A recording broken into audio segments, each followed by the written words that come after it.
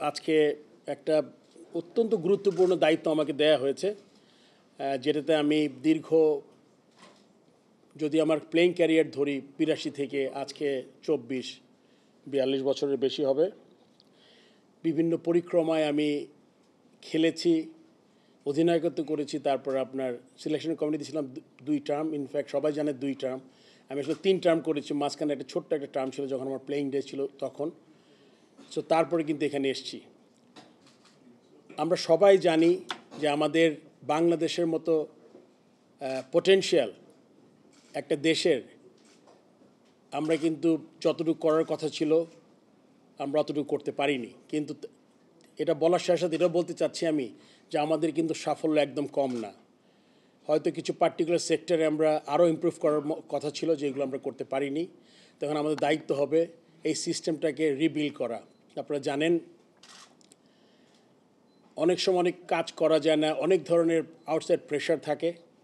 আমি আশা করব যে এইবার আমি সভাপতি থাকা অবস্থায় যতটুকু সম্ভব একটা সুন্দর সিস্টেম দাঁড়া করাতে চাই। এবং আপনার এটা পুরনো কথা যে আমি যে একটা সিস্টেমের বিরুদ্ধে লড়াই করে কিন্তু আমি পদত্যাগ করেছিলাম।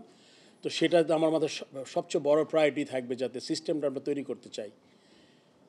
আমি এটাও চাই যে আমাদের আলোকপাত করতে হবে আমাদের যেই গঠনতন্ত্রটা আছে, যার মাধ্যমে আমরা ডিরেক্টররা নির্বাচিত হই এবং ইভেনচুয়ালি প্রেসিডেন্ট।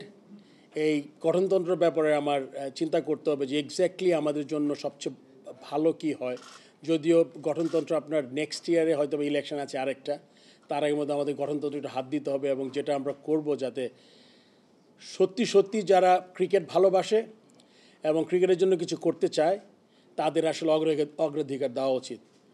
কেননা আমি জানি 18 কোটি দেশের মানুষের দেশে আমাদের দেশের আপনারা, আমরা খেলোয়াড়, আমাদের দর্শক যারা আছেন তারা এতটা ক্রিকেট পাগল, মানে খেলা পাগল মানুষ, স্পেশালি ক্রিকেট পাগল।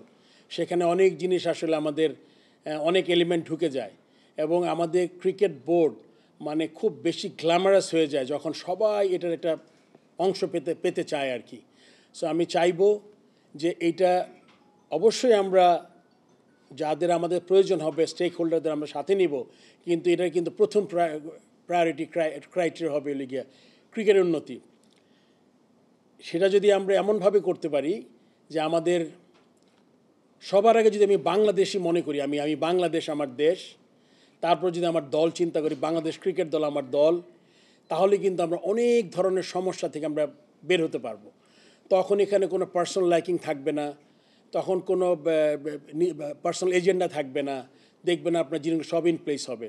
তার মানে আমরা চেষ্টা করব আমাদের দেশ এবং আমাদের দল সবার আগে, তারপর ইন্ডিভিজুয়ালগুলো ফিট ইন করবে। সেক্ষেত্রে বোর্ড ফ্যাসিলিটেট করবে আমাদের যেই কর্পোরেট স্ট্রাকচার আছে, তারা যারা কাজ করছেন তারা অক্লান্ত পরিশ্রম করছেন, যারা ডিরেক্টর সময় দিচ্ছেন, তাদের ব্যক্তিগত কাজ ছেড়ে ক্রিকেট ভালোবাসে দেখেই তো তারা কিন্তু সব পরে, তারপর কোচিং স্টাফ, তারপর নিচে গ্রাউন্ডসম্যান থেকে শুরু করে প্রত্যেকটা সহকারী যারা এই কাজ করছেন। সো যদি আমি সবাইকে এই মেসেজটা ক্লিয়ার দিতে চাই যে আমাদের দেশ আর বাংলাদেশ দলের কথা চিন্তা করি, তখন কিন্তু আপনার অন্য জায়গাগুলো খুব গৌণ হয়ে যাবে। তখন কিন্তু যে আমার এই পছন্দেরও পছন্দ, তখন এই জিনিসটা কমে যাবে আমাদের মধ্যে।